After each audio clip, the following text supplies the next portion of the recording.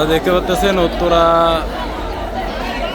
জমজম টাওয়ারের পাশে স্কয়ার মার্কেটে এক রিক্সা ড্রাইভারকে পিটিয়ে হত্যার দাবিতে গভীর রাতে চলছে আন্দোলন ও বিক্ষোভ। এখানে প্রশাসন, সেনাবাহিনী সবই উপস্থিত আছেন। আপনারা দেখতে পাচ্ছেন এখানে ঢাকা 18 আসনের মাননীয় সংসদ সদস্য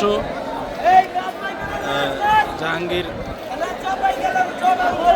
জাহাঙ্গীর রহমান তিনি উপস্থিত আছেন এবং এখানে হাজারো দর্শক উপস্থিত আছেন।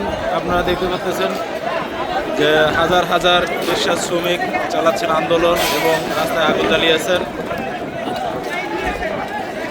এই হচ্ছে বর্তমান উত্তরা স্কয়ার মার্কেটের সামনে পরিস্থিতি।